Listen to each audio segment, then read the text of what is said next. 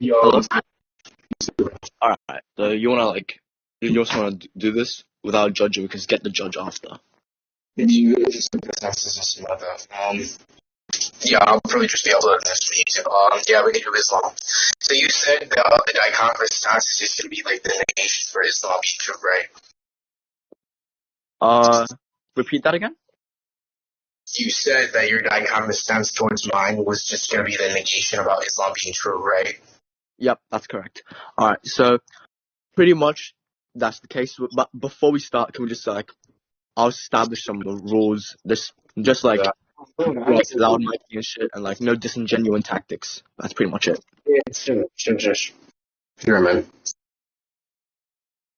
Anyways, yeah, go ahead. You provide the argumentation. It's not gonna be true. Alright. So Islam's disposition of God would be one that is an omnibenevolent, omniscient, omnipotent, omnipresent creator of the universe. Is that correct? Yeah. Okay. So my problem with that is these divine attributes of God cannot coexist, right? When there is so much evil and suffering in the world, pretty much. So if God is omnipotent, and that means he would be able to stop all evil. If he's omniscient, he would know how to do it. And if he's omnibenevolent, then he would want to do it.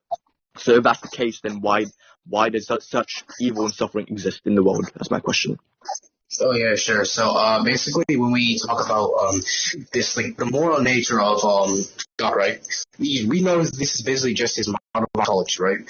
And we know that from the Quranic verses, the Quran is the established word of God within Islamic theology, and we derive most of our argumentations or knowledge from the Quran. Just said, right? So basically, this world within the Quran is viewed as a test. So when he says that, when you ask if, why does he just stop it, right? It's not that he doesn't want to, right? Want and, actualizing something, yeah, he could be omnipotent at the same time, right? But what I'm saying is that it's a test of faith. It's not just going to be, to the point where yeah, hold on. I see, but the thing is, right?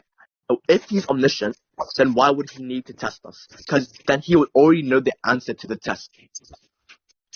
Not necessarily the case. I'm not saying necessarily the case. So omniscience entails all that you can foresee into the future, all possibilities. Yeah, I'll just submit that he can see all possibilities, all different modal frameworks. He sees all these set of modal frameworks or modal scopes. He sees within this. So all these different frameworks, he knows the possibilities within or what could happen when it's brought up a modal nomological scope. Because when we apply the universe, we would have to apply our own nomological scale because we apply these things to the universe. The universe is understood within a nomological framework because of necessary laws like cause and effect. So when we apply these established things, we would have to go by things which are nomological. So it's say for an example, right? Let me say, yeah. Yeah, can you just get to your point? I don't want any of that jargon, because can you just get to the point of if he can foresee into the future, then why is it the case? Why he needs to test us? And secondly, that doesn't make it morally permissible, because if he's all loving, right, then he would infinitely want to stop all evil and suffering.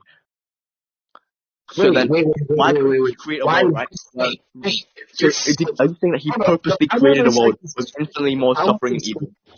Yeah, so the problem with his argumentation, why? Wait, hold up. This is presupposing that he wants. Let me just try to argue this. Yeah, your mic cut out. Yeah. I'm getting to the point. About the good and bad thing. I'll answer this. Why would he test if he can do this? Because these bad things are meant to test us. That's the whole fucking point. Why would he stop a test if he is already going to put us through this said fucking test? He knows that these possibilities are going to be permissible under nomological laws. The reason why I established the modal scope because it would have to go into this because we're talking about our specific universe and the condition sets within it, right? Within the specific framework of nomology, right? So after this, we're gonna have to apply so the good and bad things, I will get to them. So I'm just saying though, anything that's contrary to nomological laws won't be outside of that, because that just be a different motorcycle. Because like I'm just getting to that point. But it just has to be all the multiple possibilities known for that, just like for clarification again. But, Yeah, my point is right.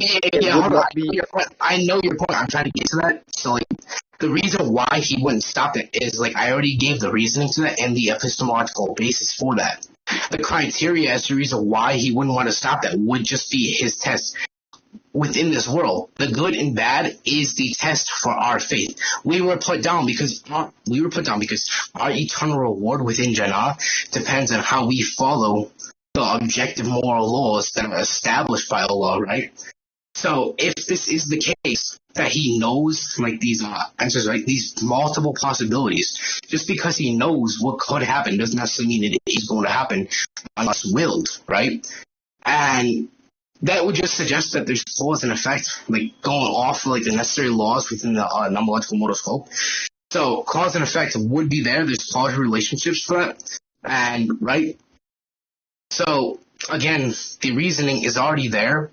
It's a test. The reason why he doesn't remove it is because he's trying to test our faith, right? Okay.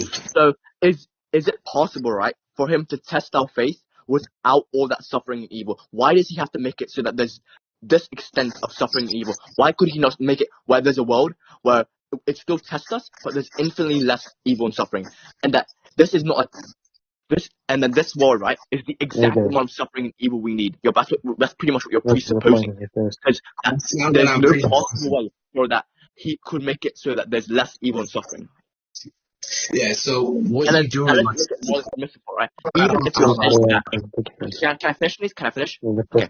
Even if you're saying that he's gonna reward us, right, in heaven, that doesn't make the action of him creating the world or like fucking earthquakes kill like 50 toddlers. That doesn't make that morally permissible, okay? Wait. Why? Oh, you do realize that when we talk about morally permissible, we would have to go by what's within Islam, right? Like, you do realize when you're talking about, like, morally permissible, like, what do you mean by morally permissible? Are you, like, referring to external laws or moral things or Islamic ones? Because since we're talking about Islam, we would have to talk about, so under guiding our lines for Islam, we would have to go by that. If we go by a distinct conceptual distinction set, right, that would just basically be applying a different thing, which cannot grant any pragmatism to the claim or argumentation you're making. So when you say morally permissible, right? Do you mean like we don't need to say morally permissible? We can say the suffering that he indicted onto the universe and the earth in particular. Okay, so evil doesn't even matter. I say what suffering, right? A mom watching her kid get raped, pretty much. That's the moral. Okay, so I get the point. I get the point. Evil, you're saying, right? But why isn't how is this morally permissible though? You made the claim that it's morally not permissible for these earthquakes to keep killing these people in order to reach a conditional of that. If she could, like, say, for example, in this case, Allah, right, make these things more evil, right? Not more evil, sorry. Started there. Less evil, right? It's because Allah knows basically how much we can handle and won't make us handle much more than that. That's literally stated within the Quran. And we view that as that said word, right? That's the reason why, like, he doesn't need to. He doesn't need to because it's already been what we can handle. If these are the set of things that we can handle, then he doesn't have any reason to do that. That would just be a purposeless action. So, okay, listen. So he's making it so that he makes the evil and suffering just enough so that we can take it, right? Is that what you're saying? Yeah. So if you would like to make it, if you right?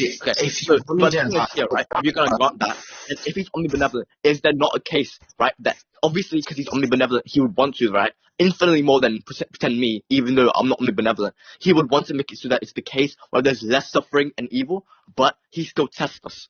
But you're saying right now that this is the maximum extent that we can take. But why would he do that if he's omnibenevolent? Why couldn't he make it so that there's infinitely less suffering and evil? Obviously, because he's omnipotent, that he could actualize that case. Hold. You do realize that, like, what do you define as omnibenevolent? Like, there could be multiple definitions, which all loving. Okay, wait. So you realize that when we go upon like the certain standard of loving, that would have to like test or go in correlation to how much we go within faith, right? Yes, Allah still thinks about you, etc., right? But the more you go away from Him, and the more that you fail His test, the more eventually He's going to have to do this situation is send you to Jahannam, right? Okay. So when we talk about like when we talk about omnibenevolence, again within Islamic theology, yes, Allah is loving. He can be all loving at a certain point. But when it comes to the end, the day of judgment, let's say for an example, right? When somebody has a literal, like just say for example, like thousands of sins, right? They haven't repented or asked for repentance. They've done no good deeds at all. No good deeds which uphold the test of Allah. Right? So within that case, at that point, he's going to have to make a decision which sends you to eternal punishment. Okay. That would mean he punishes right? you. So let me redefine my terms here, because I don't think you're getting my point. Because I'm saying all loving and morally perfect, okay? So that means he's morally perfect. What I'm saying here is that is an action. Listen, can I finish? That is an action. We're not going to talk you over each other, because I just let you finish right there, right? I let you finish on a 2-minute ramble, but like you have to let me finish. I don't think you get my point at all. What I'm saying is that when we talk about like all on the omnibenevolent, right? I'm saying that he would still have his trait, right? Like, because you're trying to argue, like, if he's omnibenevolent, he would have to, like, or it would just be conditional, or a conditioned set of things that he would have to, like, make it less equal just by that trait. No, not exactly, because he's pushing us through that test, right? Again, I'm going to repeat the argument. He can counter it like that real quick, too. Because I'm going to counter that. So, when he is omnibenevolent, right? As I said, it's in a certain point in time. But with the example I brought up, he's going to bring you down to Jahannam, which means he's going to have to send you to eternal punishment. Eternal punishment, and like this punishment's like where you go away from Allah, right? That means Allah can still love you, but like, say for an example, you're just away from Him. Like, I think should we have here about this? Like, I think we could just grant that it wouldn't necessarily be upon like the burden of Allah. Can I finish? I've let you ramble for the past 5 minutes. Can I finish? I get your point, okay? Listen. So, my definition of omnibenevolence, just to be clear here, is morally perfect and all-loving, okay? So he's either all-loving or he isn't, okay? It isn't this thing where he's like, he's all-loving if you believe in him, he's all-loving if he isn't, if you don't believe in him. My point here is very simple, okay? Just because, listen, Seiba, just because, right, I punch you in the face and then I give you $2 billion to your entire family, that doesn't make the action of me punching your face and, like, molesting your entire family, that doesn't make it morally permissible, does it not? No. Just because I gave you, like, eternal life or, like, $2 billion to compensate for it, that doesn't make the action of me punching you in the face morally permissible. He's either all loving you or he doesn't. If he's sending you to hell, right, that's... Okay, wait. Are you trying to argue that's just gonna be like a sign that's not all loving? Yeah, no. The three divine attributes that I just mentioned, that being omniscience, omnibenevolence, omnipotence, can't coexist, right? If you grant this world evil and suffering, which obviously pertains. Okay, so again, I'm just gonna repeat the question because I don't think you like ultimately answered the question at all. You just kind of danced around it. You just like repeated like the start of the argumentation. Again, I'm asking you, are you arguing at that last point? Let's just backtrack to that point real quick, right? Are you arguing that since he sent you to hell, as an example, this would be a sign that it's like not all loving? No, it's not like really like indicative of him not being omnibenevolent. But the main point is the first point that I brought up, meaning that does make the action morally permissible, does it not? That if the current action doesn't make up for the end results. So let's think about this from another person's perspective, okay? Let's say, right, you're Islamic and like you're Muslim, right, and you're devoted, and then you see your entire family, right, get raped, right, and that you're chained up against the wall, right? Why would God allow such evil and suffering that the Muslim right they've experienced, just and for him to to continue believing in Islam, right? Just because he will grant eternal life after he dies, right? Post-mortem. That doesn't make the action of him seeing God allowing him to watch his family all get raped morally permissible. That's what I'm saying, okay? And you're not tracking that.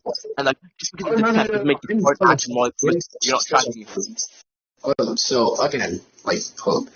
I already fucking answered this. Hold on. Let me just repeat that real quick. I actually just dismissed this for you. So what you're just basically trying to apply is that it's the other person who's sinning, right? And you don't believe within Islam because of this, right? And why would he allow this, right? Hold up. I already answered this, right? And we know because the other action would just depend upon the other person. That would be their test of faith. You do know that when the test of faith are being applied, right, within Islam, right, it's being applied universally to the whole entire collective of humanity, right? So when you ask if that's morally permissible or not, it doesn't have to be morally permissible, but that entire point would just be upon this person, the effect, right?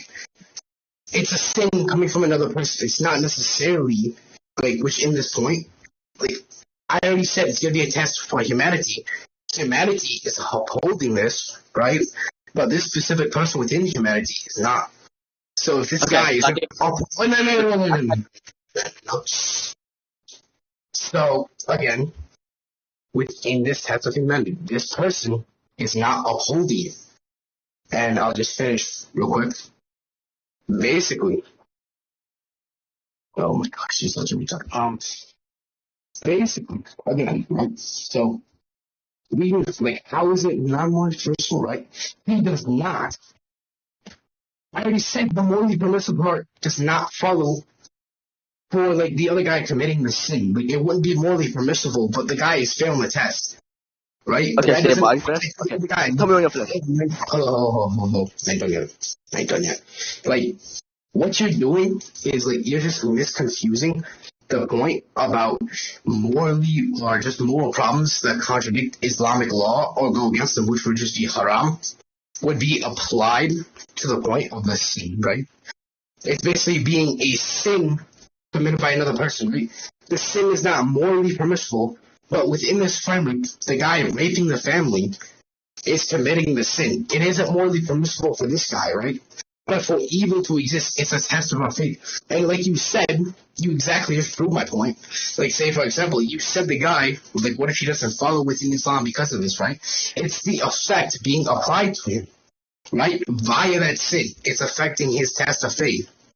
But Allah knows he can handle this within this, right? If he's omniscient, he knows the possibility. That doesn't change the fact that, he doesn't love him at all. It doesn't provide any type of contradiction or contradiction the attributes of his morally perfect nature. When we talk about unbelievable, right? If the person doesn't stop, Allah won't actually stop loving a person. It's only basically the guy losing faith within him. And speaking about that, if he knows this is the case, why wouldn't he stop evil? Again, I already answered this. It's a test of faith. It's being applied to the test. Can I respond now, please? I'll give you a point, okay? Listen, you're going back to the test point. I'm going to respond to the point that you just brought up, okay? What I'm saying, if you're going to bring up the free will defense, okay? If you're going to say that, oh yeah, it's the guys that free will that allowed him to rape, okay? Listen. My point is, why would God create a universe, right, and world where that thing even exists in the first place? He created the universe where the rape exists and that it's going to be mutually applied so that the Muslim, right, the one who believes in Almighty Allah, will still experience that pain, okay? And another point, right, let me bring up an analogy, just make it clear to you, is if I make a robot, right, that I know will inflict a mass amount of genocide and suffering, right, and rape, right, and the inside that robot, right, was the fucking wires, right, and they have to experience all that rape and suffering. So does that make the action of me making that robot morally permissible or not? Okay, if I make a robot and that robot inflicts an enormous amount of suffering and pain onto the universe, that doesn't make the action of me making it morally permissible. It makes it morally incorrect that I'm creating the earth where it exists, rape, torture, genocide, all the shit that we all know causes massive amounts of suffering and evil. Yeah, I don't think you got my point at all. Because, hold up. When I said test of faith, right, I'm going to go back to that point because it does correlate to this real quick. So when I say test of faith, that's being applied to collective humanity. That's just why I mentioned the collective humanity. Morality is being applied to humanity. It doesn't necessarily apply to where Allah stands. Like, when we say these morally permissible laws, we are to follow it as a test of our faith to achieve reward, etc., right? But when we talk about Allah, right, these moral laws are basically being established and derived from him.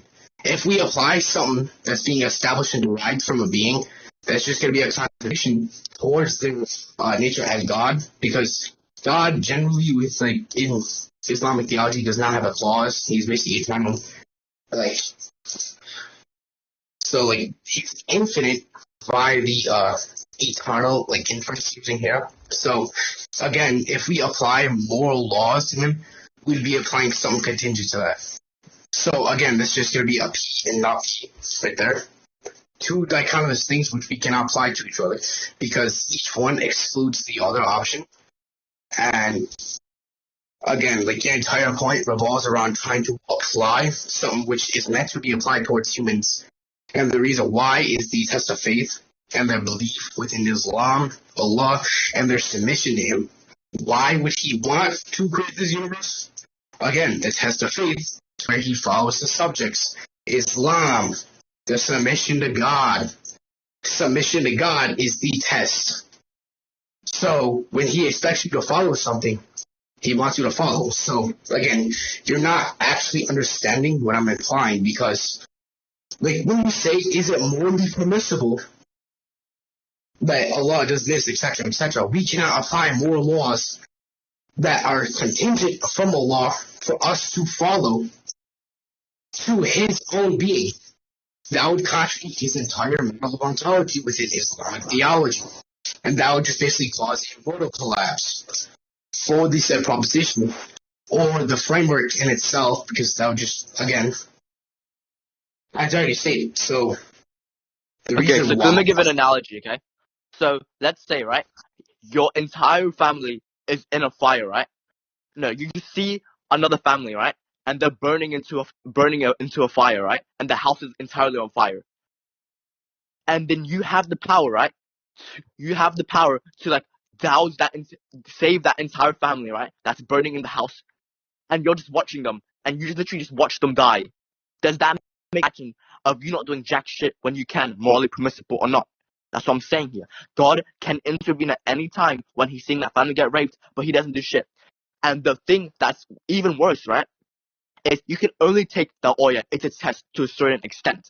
You cannot make all these actions of him watching like animal suffering, like animal cannibalism, all this dumb shit that he created himself, that he imbued the world's metaphysics with, that he created the universe where exists such prevalence of evil and suffering.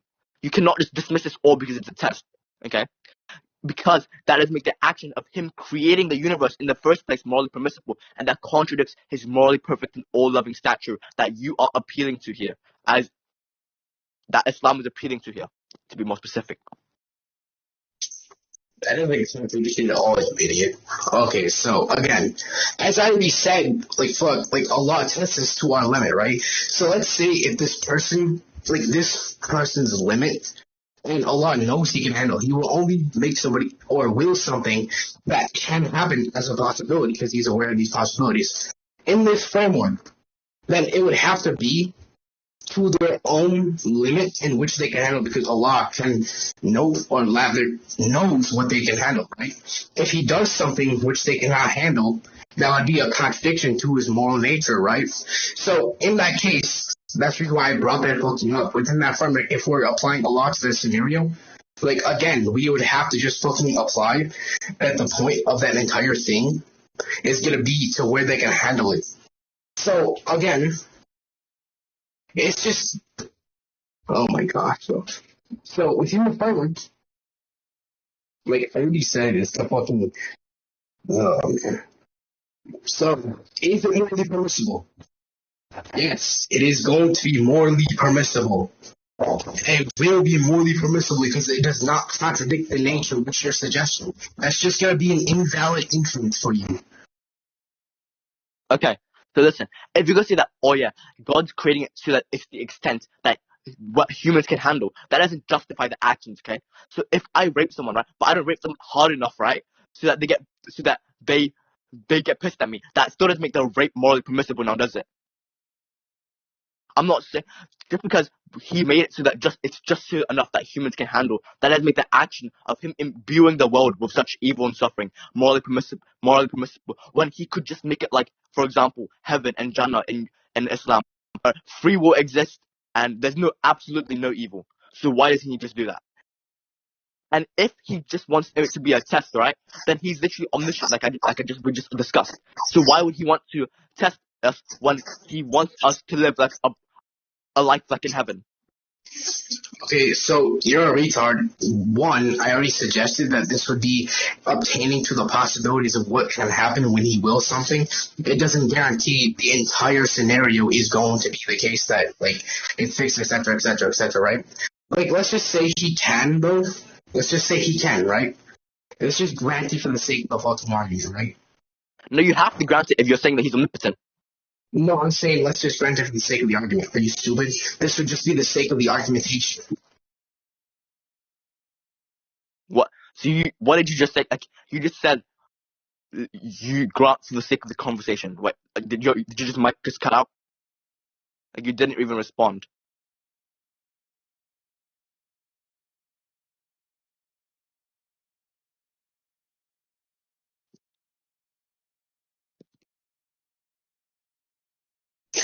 Okay, I'm back. Can you repeat that one? I had to deal with something. Okay, so I'm saying I misrepeated to the extent of argument because you just said, oh yeah, God created the world of evil and suffering to the point where humans can withstand and like withstand, but that doesn't make the action of him creating the world of such evil and suffering morally permissible. That's what I'm saying. And if you're saying that he's omnibenevolent, he's morally perfect, etc., then that those attributes of divine attributes of God can't mutually coexist. When you're saying that if there exists a place, right, like heaven, where he would want us to live, obviously because he created it, where everything's literally like perfect, there's no evil and suffering, and it's just like joy. Then that would just be instantly granted under Jannah. And when we talk about Allah judging things, like we know Allah is like the ultimate judge, right? Then that would just contradict him being the ultimate judge of evil and good. The reason why that exists is because the test I already brought up. The test of faith is meant to go into a conjunctive state of affairs with these moral laws which we are supposed to uphold, right? Like the morally permissible part, I already said we cannot apply moral things or our own morality to Allah because, again, Allah is necessary and works on a different framework than us, especially when we consider the morality which we obtain from Islam or any other sect, right? Like, why would it be like, say, for example, morally permissible that God grants a pig to be eaten despite it already being haram, right? Why would that? Like, so what you're saying is that morally permissible things can be applied to God. My entire point stating here is for him to create the universe because of this, right? And then I'm saying that we cannot also apply morally permissible things to God because of the fact that it's going to be contingent upon him. There's going to be a contradiction if we apply it to his more perfect nature or something like that. Our own moral laws, which we follow, there would be a contradiction within that. You're not tracking that, Jayden.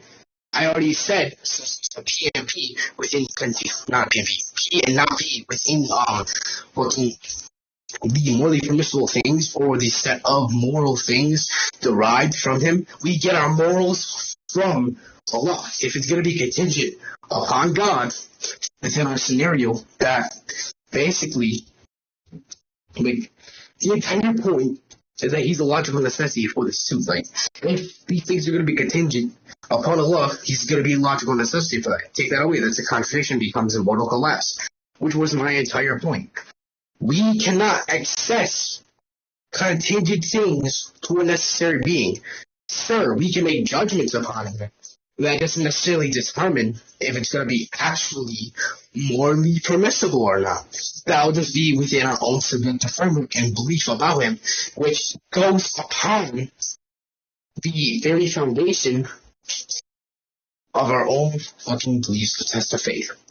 Test of So faith. you're saying that morality is contingent on him, so it does not apply to him. So let's say, for example, right, if God brings up a child and rapes her, right, does that make the action morally permissible or not?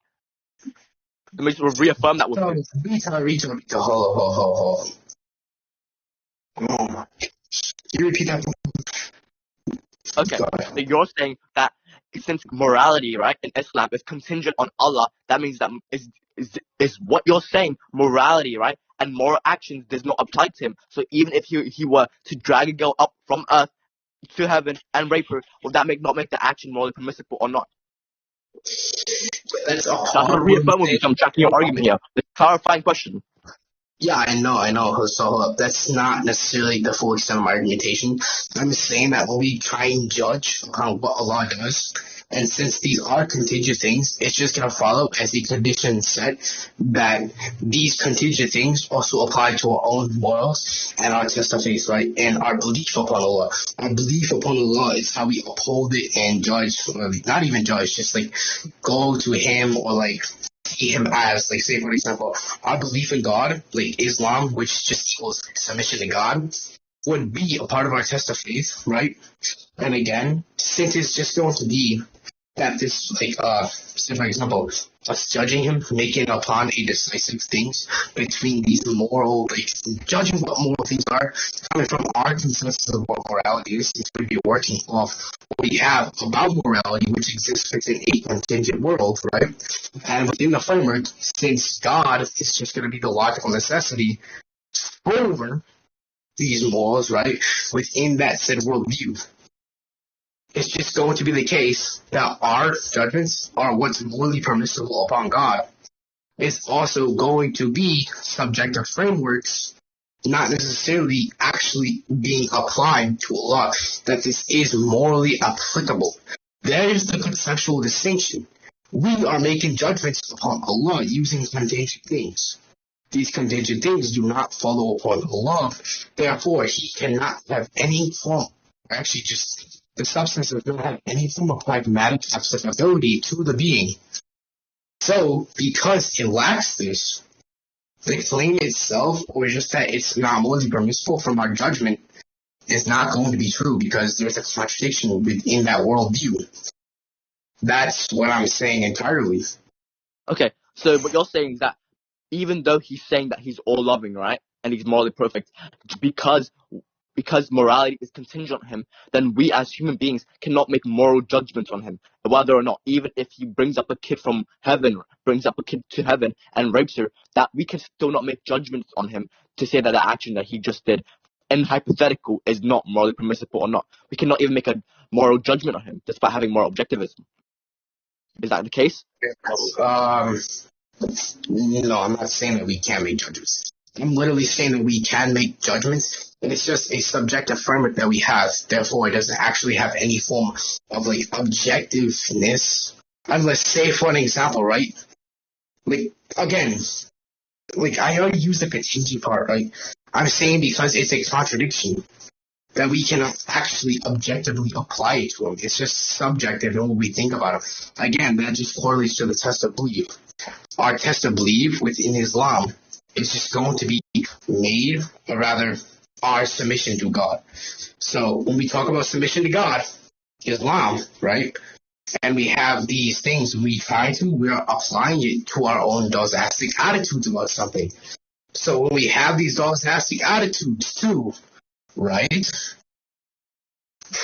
just going to be subjective again, because if we make judgments against Allah, we are not fully believing within Him, and within the framework about Islamic theology and these moral laws are upheld in like obedience with Allah as the one true God, and we make a separate distinction or just a separate conclusion that He's like not morally permissible, it's not going to have any form of actual substance. And again, I also said that because it's contingent, we can apply moral things to God.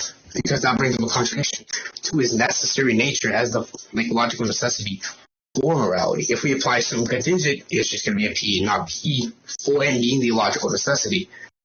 So Okay. let's just So let me repeat. Let me ask you another question here, right? Is something good because Allah commands it, or does Allah commanding it make it good? Okay. So what I'm asking here, right, is if something is good because Allah commands it, then morality becomes arbitrary. Whatever God says, even if it's torture, rape, or slavery, if it's good according to Allah, no matter how cruel it seems, it would still be morally permissible to Him. Is that the case?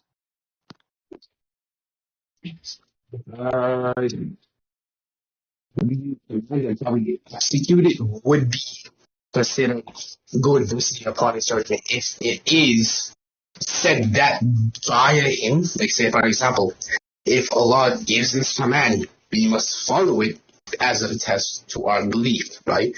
If this is the case by Islam, submission to God, and we then neglect this, if it truly is his command, then that basically brings up another contradiction. That isn't submission to God. We are floating our test. So again, like if it is said to be the case that this is right, we follow it, right? And again, like say for example, like what are you leading to here? Like sure, yeah, I can grant that it's just permissible per Allah's command. Allah makes it permissible. Yeah, I'll grant that.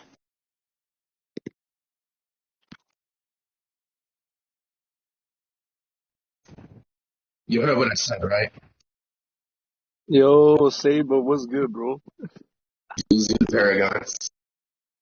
Yo, did you debate Jayden?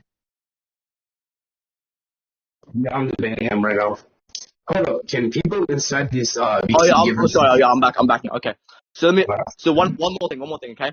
Then Mm. let's say, right, if Allah commanded, right, genocide, for example, then if he commands genocide in the Quran, right, like in, for example, the Bible, but even though we're not discussing that, for example, so hypothetically speaking, yeah, if he commands genocide, then that would still be morally permissible. Even so, we'd have to ignore our moral intuition here because Allah commands it. That would make the action morally permissible.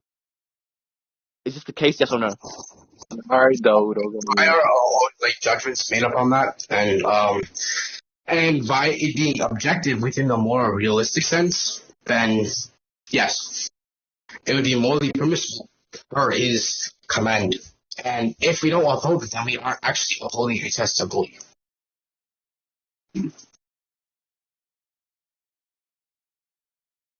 Okay, so you're pretty much implying here a literal like moral nihilism, where to the point where like no matter if God states it, then we wouldn't even know the objective standard here, and we would be blindly following his beliefs, even though shit, my mic is cut out, bro. Hold on, give me a sec. So you're pretty much presupposing here, right?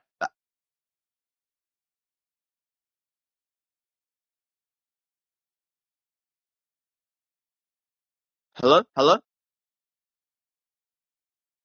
hello, hello.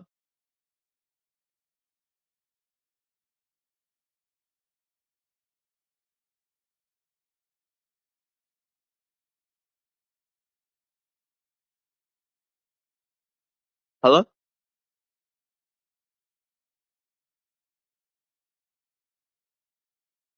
Hello? Hello?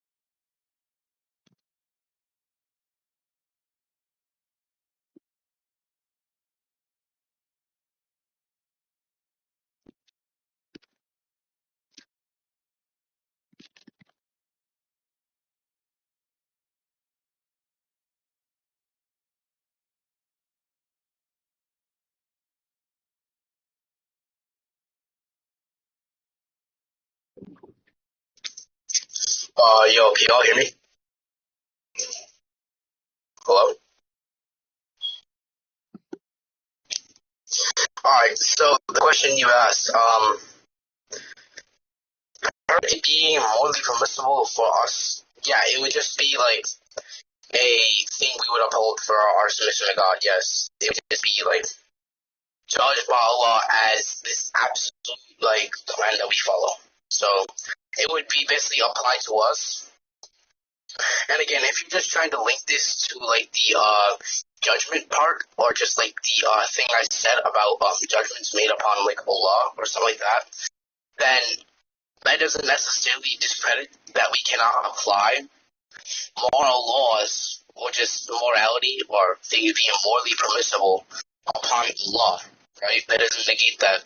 It's just him giving permission for something to be morally permissible. There's like conceptual distinction. We're applying something for it to be morally permissible to the creator, but the creator is applying it to be morally permissible to us. So if you're going to apply that like propositional link, that's just going to be like a non sequitur. Like, Yeah, so the thing is, okay, let me just re-clarify this to my point, is if you're going to say that whatever God says, right, makes it morally permissible, then this would literally just entail literal moral nihilism and make entirely morality arbitrary shit. Because if God says anything that we conceptualize as morally not morally permissible, like, for example, rape, murder, etc., all of which is stated to be not morally permissible, then if God commands it, then that would automatically make the action morally permissible. Is this the case? Then, if it is the case, then this is anything being good. Okay, so I don't think you're quite understanding. I said I agreed or granted that if it was the case for something to be granted like this, we would have to follow, right? But that isn't guaranteed that something is like that's haram is going to be made like that, right? Since we're basically like just deriving our synthesis contextual structure from the moral laws of Islam as well, and how we followed it and Allah, like tasawwuf and etc. Like I said, yes, he could give that, right? But he only has that ability. It doesn't necessarily entail that he would, because those are two distinct propositions. Like say, for example, if he did say this, I wouldn't necessarily like agree he would say this, but if he were to, right, it would be that we have to follow it as a submission to God. But clearly, Islam's moral laws established from Allah as like, you know, the Quran being the word of God, and we follow the moral laws taught by the Quran, and how we're also supposed to be submissive to the Prophet Muhammad, may peace be upon him. We follow these moral laws established by them, right? So he wouldn't go against his laws. I'm just granting that he does have the ability to do this, right? But back to answering the question, because like I already clarified what I meant with that, like contextual framework. So answering the question, if it would be the case that if he said that this was the case, then that would just infer Allah's words change. Allah's words cannot change. So what is there is like the Quran is not changeable. Like, so Allah's words, like, if they were to be granted, I can say that since Allah's words don't necessarily change the eternal, so they wouldn't be open to change, since Allah's speech is eternal. If we imply that it would change, there's just going to be a contradiction within that. Each separate speech framework can be distinct from one another, but that doesn't change its fact that it would contradict that and bring about another modal collapse. So no, because I'm not trying to get out a contradiction within Islam, since I'm upholding the truth value. I'll just say no. Okay.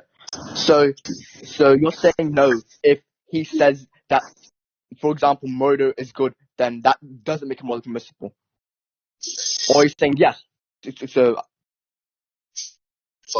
So you asked me if like he says yes to these things, it's gonna make it more permissible or not. Yeah, right? hold on. Let me just repeat my point, because I think that we both didn't really get it. So I'm saying that if you pretty much just admitted to moral nihilism, where to the point where it would just be like moral absurdity, because no, I did not. Morality has literally zero internal compass. Let's just say, for example, here that God in the Quran. Wait, does the Quran state that murder is wrong? Yes or no? so I can continue my point. Like, does it have standards? Like, murder is wrong, etc. We allow like If it has self-defense. standards, right, then it destroys the whole point of them putting it in the first place. Because then if God would just change his mind, right, and say, oh yeah, genocide is good because this fucker right here, the fucking Christian nation, right, pissed me off, so we're just gonna genocide him.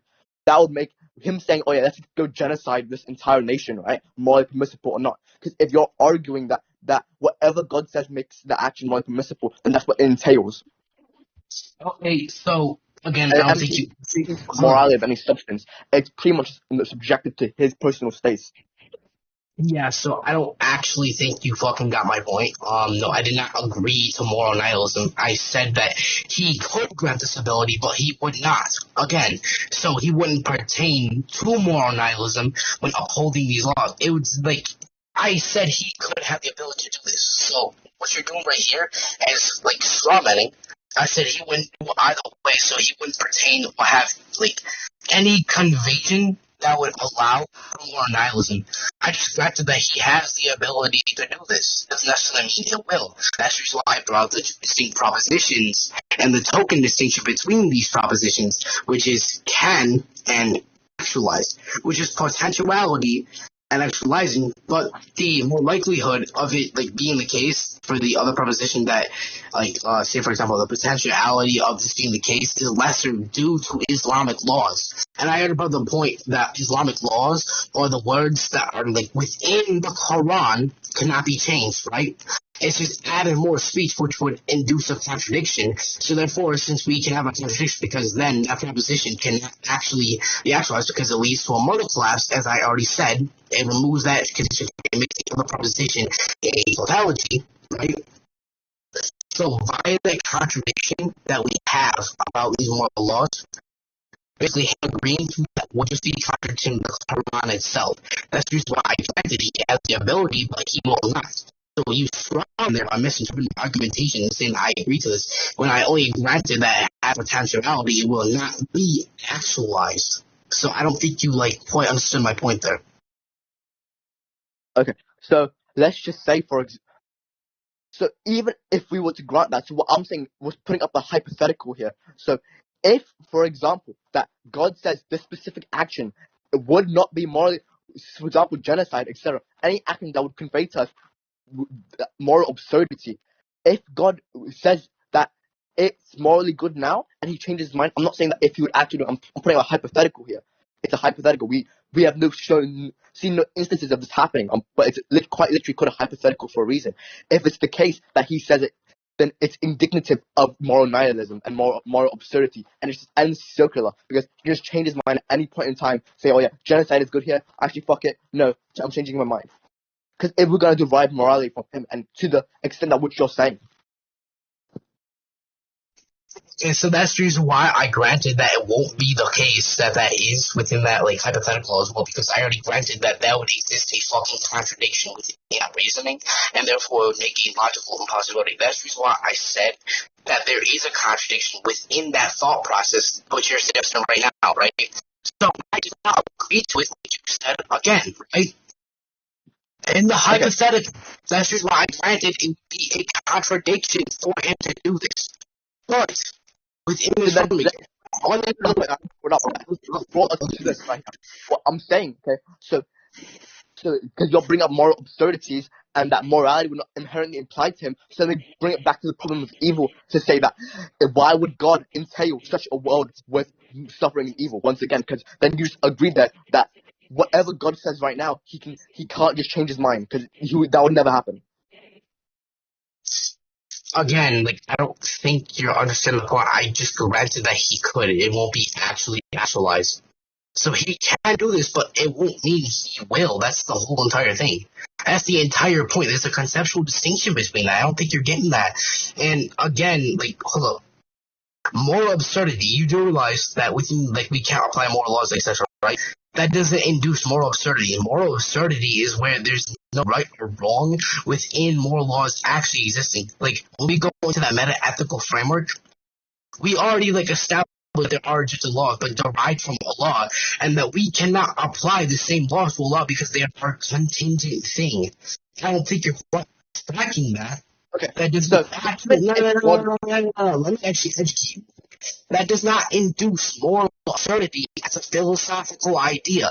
Moral absurdity is where there isn't actually freaking existing laws and etc. I'm granted that there are existing laws, but because of this, within this hypothetical framework as well, it would contradict it, right? But because I'm also saying that he won't actualize it, he just has the ability. That does not induce moral absurdity. That suggests that it will be the case if I did grant that. But again, the entire point was about me inducing that he has the potentiality to do it, but he will not. The distinction here is the misconception of potentiality and actuality. And again, that doesn't induce that moral laws will not exist or not, because again, within the hypothetical, it's just going to lead to a moral collapse where that's a logical impossibility or just a nomological impossibility as well. If we do grant Islamic theology is going to be the case. So again, the framework you're trying to apply does not work. There's a contradiction within that. So again, I agree, again, it's potentiality. You don't actually track that. Hold up, let me just ask you a question, because this is getting embarrassing for you. What do you think moral absurdity is, Jayden? What do you think that is? Go ahead. No, I was just saying, because that first part was actually pretty ass. Let me just repeat it again. So you pretty much just admit it's arbitrary, because listen, even if God won't command evil, the fact that he can, that morality is derived from him, and that it depends on him, means it depends on an arbitrary power. You're saying that murder can be good, not because it's just because it's derived from God. That means morality is waiting on a decision derived from God once again. And it's not a waiting on a situation. What? No, morality is already actualized because we already derived that. It wouldn't be waiting on it or just say, for example, arbitrary, because in the context of Allah's model of ontology, say, for example, him being all-knowing, he would already know morality is being created by him. So it would not be arbitrary, or arbitrary is being based on chance and etc. Or just saying, say for example, oh, fuck this, I'm gonna do this, right? That's where we make a basis. Let me just bring up the definition again, real quick. Give me a second. Yeah, that would be based on a random choice in whim. No. Again, as the entire point about our test of faith also just counteracts this. The point about our test in faith is that it's not arbitrary, it's been tested subjects for Islam. Islam equals the submission to God. He's testing them for submission to God. So it's not arbitrary or based on random chance. It's based upon to test our faith and our submission to him to uphold these moral laws which exist, right?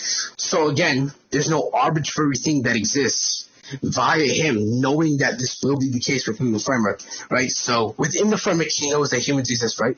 He provides these moral laws for us to uphold, right? For their belief in submission. That would not be arbitrary or random based on chance or on a personal whim. That would basically be implied as a sort of test for us. Test hold again. So this would basically be him, saying, for an example, right? Hey, here's this thing. I want you to know that I'm the one true God, right? So here's this doctrine. Here's the Quran, created by me. You have your sets. You have this. I want you to follow this and be a good Muslim. Follow this. Uphold my laws, and you will get Jannah. And your test proves how much you will be to me, right? So him creating morality is not on personal whim, but it's conditioned. Or not conditioned because no, it's just decided basically because of our existence, right? Morality exists for these laws to make it up. The test of belief is the moral laws and how we follow them. This is the case. So that already negates your point about fucking arbitrariness. Go ahead. Okay, so listen. Listen. Because what you're saying entails another contradiction in what, even if God chooses, right? Because I understand that God would not choose to command evil. That entails that morality is not objective. Because if God just has preferences, then objectivity will never be reached. Because let's say for example, right? Bring up to the other example. If he says that killing is wrong in this situation and killing is right in another situation that would just entail from his preferences and subjectivity from him. Like, you know what I'm saying here? No, that does not actually induce anything. Oh my gosh. That does not prove that morality is not objective. What? Like, what? Oh my gosh. Dude. Oh, man. Oh, man. Dude, you are so close to making me, like, piss on myself, because, like, I'm, like, laughing, like, just behind the screen. Like, bro. I'm, like, hold up. Just, like, hold up. Like, yo, Paragon, you there? Hold up, Paragon. You mic up real quick? Yeah, what's good? Yo, so can you, like, hand me the world's tiniest violin for this dude? World's tiniest one.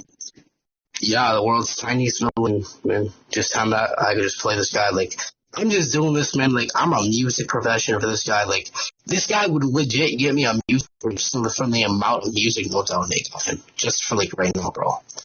So, Are you gonna respond? True. yeah, I'm gonna pause it. Just give me a second, bro. Just give it a second for the ones. Oh, he got the world's tiniest villain, bro. Yo, Paragon, you're a G now. Like, now it's time to, like, dismiss this nigga. So, again, if more laws, like, exist basically on him wanting this, like, say, for example, no, that isn't, morality is just going to be not objective. No. Moral laws are set in place for us, and him going for personal living wouldn't entail that he could also make, like, evil existence, such as just arbitrary. No. Like, again, moral laws exist in place for us. It's not necessarily where, oh my goodness, bro. Actually, you know what? Could you just go ahead and, like, repeat your point just so I have clarification? Like, just go ahead. Okay. Like, I have So one you're point saying now. that God could command murder and it would still be good, but because he won't, then that makes it not. That makes it so it's more permissible. No, actually no. Fuck, I fucked up my point. Hold on. Okay, so because you're saying that God could command murder, for example, even though he said that currently that murder, generally speaking, would be wrong if it's applied, right? Then, but he's saying that, oh yeah, don't worry, I wouldn't do it. Then that's literally just subjective, and you're saying that, for example, that if you say, oh yeah, command genocide here, then it'll be more permissible. But because he won't do it, then that doesn't contradict. But what I'm saying here is that that's just literally divine obedience to him, which unjustifiably to whatever he says is derived from him. He can change numerological laws at any given time. That's just literally like a metaphorical, more guns to our head. You know what I'm saying? Okay, no, that isn't. Okay, so hold up. So him choosing to make this the case, I already explained why it wouldn't be the case that he would do this. Like, him having the ability has nothing to do with preferences or anything. He wouldn't do this because basically we already explained that the framework already is, like, within the framework, we examined and already explained and dissected that within the framework, because moral laws are unset because of our system for God, divine obedience, like absolute divine obedience for him, right? Him having the ability does not actualize it. Again, him having the ability won't entail that he will do it, right? So your entire point about it being subjective is not necessarily the case for proving that moral laws are not objective like you already originally claimed. Moral laws do exist, but I already said that Allah could do this. This doesn't, like, negate that moral laws if do not morality exist. is derived from him, and what's right and wrong is derived from God, then the morality would be subjected to his preferences. For example, you just said that killing was wrong and genocide's wrong. Then if God says do genocide and do killing, then that would still be morally permissible and morally justified to you. And that just entails contradiction. That's the reason why I already admitted and granted that framework would already have a fucking contradiction, you dumbass. Then you just, there's contradiction that exists there. Okay, I already granted that framework right there, him admitting that because the moral laws established within the Quran contradict that, and Allah's words are eternal, right? They do not go through this change because they are eternal and necessary, like him, because it's a part of Allah. His speech is a part of him, right? So because the speech itself is eternal, and if we apply a change to them, there is a contradiction. If he backtracks his laws, it's going to be a contradiction. Then that leads to a mortal collapse where it removes the contingency, or rather, Actually, yeah, it does remove the contingency about that. And it just proves it a logical impossibility or non-logical impossibility for this to be the case. Again, him having the ability is not establishing that it would be the case. And again, yes, him deciding what's right or wrong can be subjective. I'll grant that it could be, like, say for example, a model of subjectivism, right? But that doesn't necessarily disprove moral laws exist. Because the conceptual distinction is that morality does exist within the set of all contingent things which we follow, which is put up for us to follow by the teachings of the Quran and the Prophet Muhammad, may peace be upon him, right? And now, since we already have that, since because him changing his word would be a contradiction, we cannot grant that this would be actually morally permissible. I just granted that he has the ability to do that. It doesn't necessarily mean he will make it that, because, again, like, if you're trying to infer that the ability cannot be the case because of the said contradiction which we have, no, because there's no contradiction within that. I'm saying that he wouldn't do this because I'm saying that he wouldn't actualize this to be the case because of the previous moral laws and the Quran thingy, which I mentioned, right? And again, going back, I'll let you finish, don't worry about it. I'll let you finish. Just come on your back.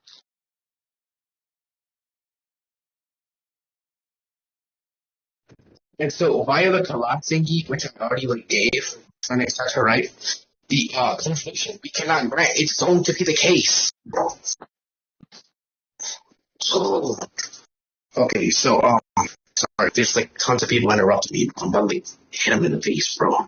Actually, no, that's wrong. That's wrong. No, I'm not gonna hit anybody's face. That's wrong. But yeah, no, via the contradiction which we have, we cannot grant that he would make this. I just granted he has the ability. That's the thing. Him having the ability does not guarantee he will, allow this for this to be permissible. It won't be morally permissible via the Quran thingy. Again, that's my entire point kind of there. So, granted, you could say that's a subjective thing about him, viewing this and that as good, right, or evil, could just have, moral, absurdity to Allah's thinking set. Not thinking set, but rather, judgment. But that's because the moral laws do not apply to him, like I suggested. The contingent things do not apply to him. That would just imply a moral absurdity for Allah and not us, because Allah judges by the contingent laws set for us to uphold. Because it's upholded by us, He judges off those laws and what's asserted within them. We can grant that His perspective upon morality within this said framework can be morally absurd, but that does not negate the objectivity of our moral laws which He has established. So again, your entire point just bubbles down to His different distinct things about his view within morality versus how He upholds, or rather judges, based upon ours. The laws to which He says judges off there, because there's two token stages of those judgments, which I'm implying because you're using the other one, or rather practically the judgment about Allah's worldview instead of ours. If we judge by what's morally permissible to us, for which we follow, we would have to follow the moral laws established for us to uphold. That's the distinction right there. And since you're using that, that just goes off a contradiction, or rather a conclusion which doesn't follow from your argumentation. Now you can respond if you want. Okay, listen. So I'm not saying that objective morality can't exist. You're already presupposing a strawman on that. I'm saying that your version, right, and the Quran, or rather Islam's disposition of it, where morality is entirely derived from God's command, makes it inherently untrustworthy because it's subjective to Him, and that it's literally indistinguishable from complete divine obedience and derived. And since it's entirely derived from Him, then that literally just makes the entirety of morality pretty much nihilistic in a sense. And you're not really refuting that in any way. I'm not saying that moral laws can't exist. I'm saying that your disposition of such is, and it's literally indistinguishable from fucking divine obedience from your mom, where like you're saying you fucking do, like it's just divine obedience, pretty much. Yeah, no, I already like refuted that entire thing.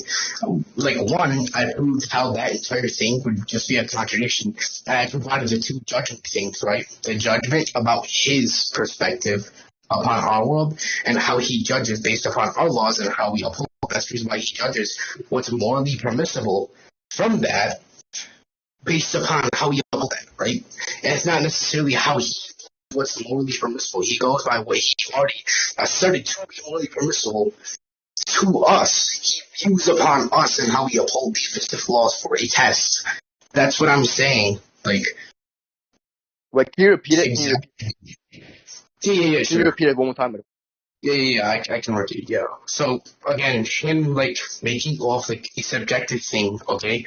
I already implied or gave the argumentation that since you're going off the whim about Allah's judgment, or rather, like, say, for example, that, you know, how he views these things is not necessarily, like, applicable to him. My earlier point was that we cannot apply contingent things to necessary things, because that would lead to another contradiction, right?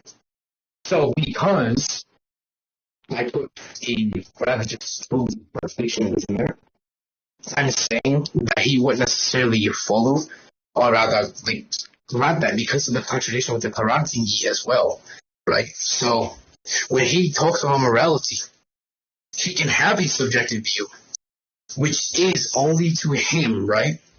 But he judges based upon our moral laws. So, again, the entire point Are our moral laws derived from him, or does he derive it to us? Because you pretty much just like No. I was fine. from him, right? Like you just said, if it's derived from him, which is subjective, then how the fuck can morality be objective? That's what I'm saying. I know, that's what I'm answering. I'm saying that the laws which he set for us is objective. Well, I'm saying that his subjective viewpoint is going to be that it's just like, say for example, not necessarily the same, or it's just token distinction from the ones which he placed for us, right? That's what I'm saying. The moral laws which derives from him for that is derived from him. Yes. It's basically contingent upon him. Without him, he's a lot of necessity for us to gain that. And because of that, it also just leads to a contradiction, too. That's another contradiction within that moral framework. If we say that Allah, within the Islamic framework, that if we do not grant the moral laws set for us are come, or just, like, are not linked from Allah, or rather are arbitrary as well, then I mean it is off personal whim as well, despite also just being based upon our tests, or rather